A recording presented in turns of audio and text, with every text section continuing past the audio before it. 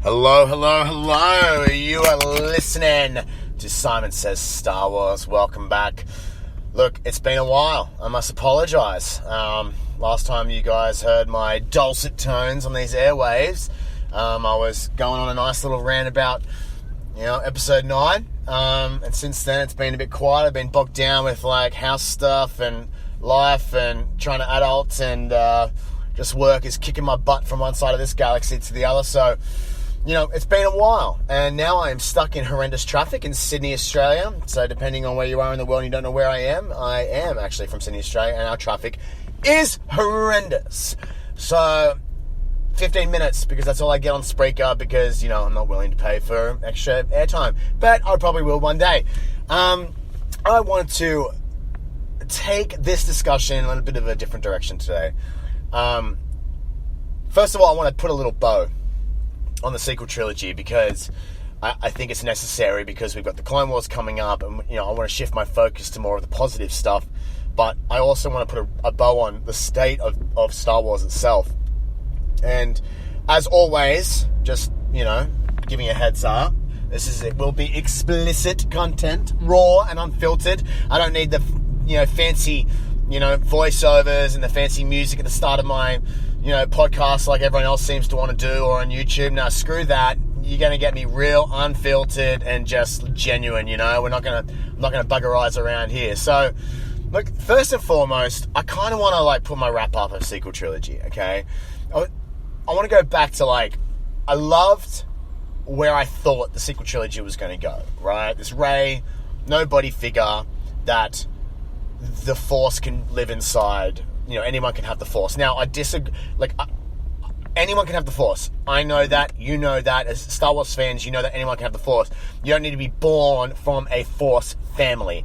Everyone already knew that. That wasn't a new concept. But, everyone ran within the sequel trilogy, oh, it's a great concept that you can, that Rey could just be a nobody from nothing and be born with Force sensitive and super powerful. What a concept. It's that has been in lore since the prequels. It was told that younglings were taken from their family to train in the Jedi Academy on Coruscant from a young age. And their parents, more often than not, were not Force sensitive. And they were always upset to part with their Force sensitive child, but they understood why. So it really irks me when, podcasters are like, oh, what a great concept. It was fantastic for the next generation that you can be empowered because anybody can use the Force. Well, not anybody can use the Force. You still must be born with Force sensitivity. And for all those midichlorian haters out there, big F you with my finger up in the air. I'm sorry, but to use the Force, you had microscopic beings, hence midichlorians, inside you that could commune with the Force, which then made you able to utilize and harness and tap into the Force. So, sorry, midichlorian haters from the prequel trilogy. It's a thing. It makes sense. Deal with it. Move on. Okay, so back with the sequels. So, the biggest issue that I have with the sequels is not what happened in them, right?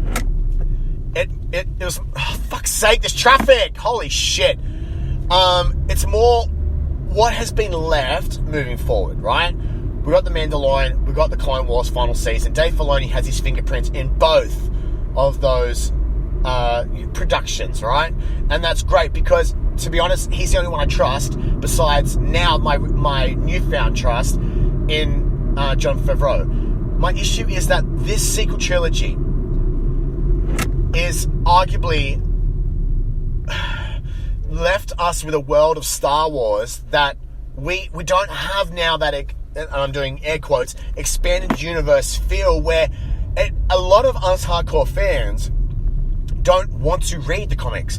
We don't want to read the books. We don't care.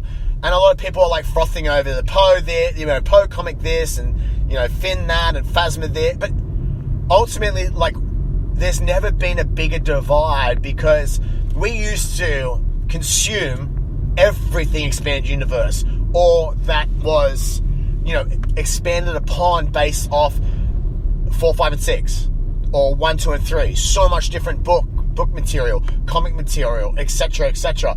But honestly, I don't give a shit if I never pick up a book or a comic to do with anything to do with expanding on the sequel trilogy. I don't care what happens to Finn. I don't care what happens to Rey. I literally do not give a shit. And that's the biggest misstep of running the juggernaut that is Star Wars that Kathleen Kennedy has completely fucked up. Like, you've split the fan base so much that now a lot of the hardcore fans, and say what you will about the fandom menace, right? I consider myself a part of the fandom menace, but we don't care what comes next in that era. We care now about good storytelling, good writing, good characters, good lore development and continuity. And that's what we get with the Clone Wars era. That's what we get with the Clone Wars era. 1, 2, and 3. That's what we get with the original trilogy era.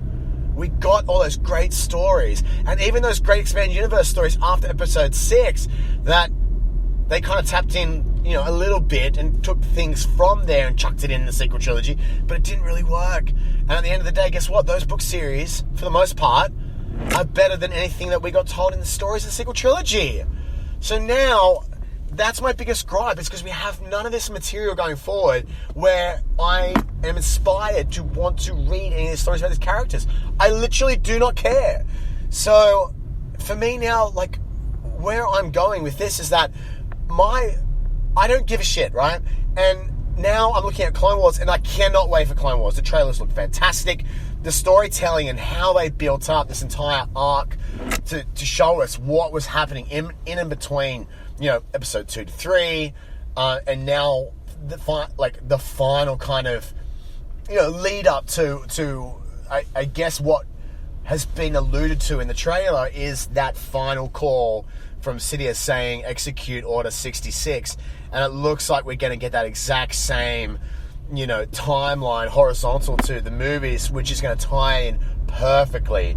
And I know the people are like, they're going to focus on Ahsoka so heavily, she's the major character, of course, because she's a woman. No, well, first of all, okay, yes, she's a female character, but she's not exactly human. She's a Togruta for starters, but she's going to be a main character. But the thing is that everyone needs to remember, it's still about Anakin, Padme, Obi-Wan, C-3PO and R2-D2 are still going to be heavily involved. Jar Jar's going to be there. It's going to be about Sidious. He's in there. It'll be a lot of interesting different tie-ins. The Siege of Mandalore has been one of the most talked about, what happened there kind of time periods in Star Wars that everyone's been waiting for, and finally we're going to get it. So, look, I think there's so much to be positive for with Clone Wars and moving forward with Star Wars that, I'm stoked about it, but mainly because Dave Filoni is the heir apparent to George Lucas. He is the Padawan. He understands Star Wars lore. He gets characters. He gets the magic and the essence of what Star Wars is and what the fans want. And he's been delivering it with the Mandalorian, with Jon Favreau, and he's been doing it with Clone Wars for a decade. That's why I'm so pumped about this latest season. And now we hear about reports coming out from behind the scenes with Mandalorian Season 2, and it has been told that from Filoni and Favreau to Kathleen Kennedy, hey, let us do this thing ourselves. You did not have a part to play, even though your name was producer on it. This was all us. They have said through sources, and again, these sources who were also 95% correct on everything that was leaked from episode 9, both story and plot points and everything. I believe these sources, and I believe that she has been told from Filoni and Favreau, hey, get the F out of here. Let us do this. This is what the fans are actually banding together on. This in Clone Wars. We got to get some positivity around here. We do not want your input. And good on them, because, look at the movies. Bob Iger came out and was like, yeah, for what feels like forever they keep saying, yeah, we're putting the movies on hiatus. Okay, cool. Because it should be, because the direction of the movie, the cinema era that we're in with under Kathleen Kennedy's leadership is terrible.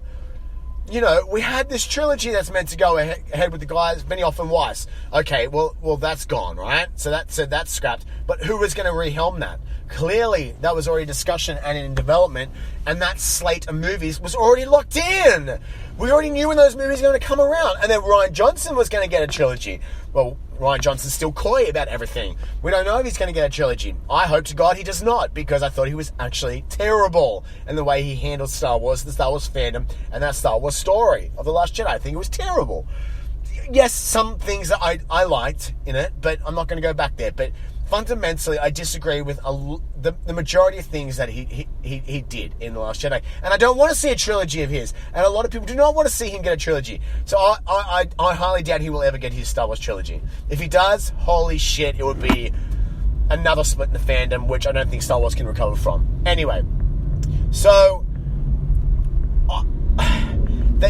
they just don't know where they are. Disney, Lucasfilm, they don't know where they are with Star Wars. They don't know what to do with it because, look, whatever you want to say, it made just over $1 billion, episode 9. It was underwhelming, and it's underperformed, and there's a clear division in Star Wars fandom. Toy sales are down. Everything is down across the board when it comes to the Star Wars franchise in money-making. And it's unprecedented because this franchise was so heavily supported by the fans that they would always open their wallets and spend on this, spend on that, buy this, buy a book, buy a comic, buy toys, buy Lego, buy whatever it was. But now it's just not happening.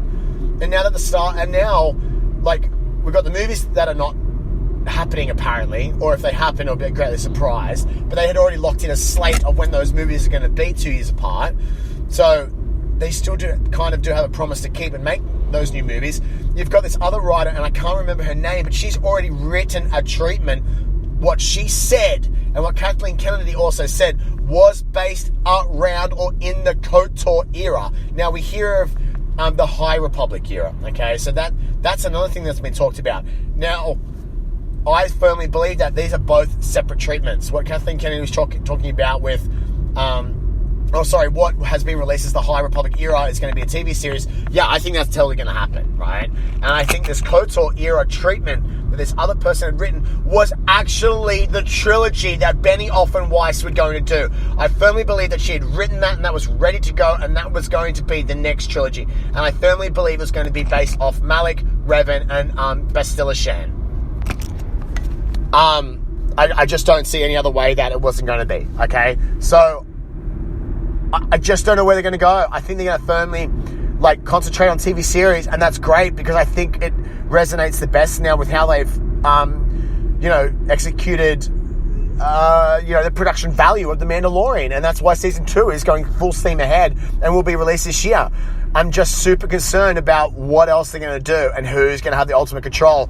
I honestly believe by the end of this year or early 2021, Kathleen Kennedy will have stepped down from Lucasfilm, and Jon Favreau will have taken over, and his right-hand man will be Dave Filoni. End of story.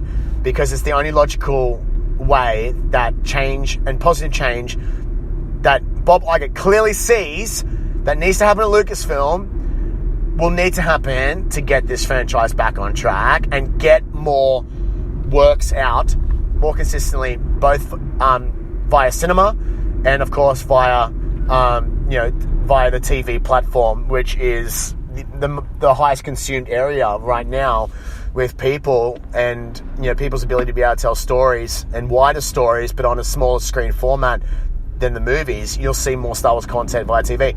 So I'm running out of time, so I'm just going to say this. I love the Clone Wars series. I absolutely cannot wait for this Friday when it comes out. I cannot wait to talk to you about episode by episode and have a discussion with you guys. As always, hit me up once you watch Clone Wars and once you listen to my next podcast talking about the very first episode of this next and final season of the Clone Wars. I am on Twitter. You will find me at Kirky McJerky. That's right, like McDonald's, but it's McJerky, like a jerk chicken. All right, so find me at Kirky McJerky on Twitter. Follow me, hit me up. Let's have a discussion. Let's talk about shit. And until next time, have a fantastic day. I'm now actually moving in traffic. Thank God I actually might make work on time after all, but it's still going to take me 2 hours.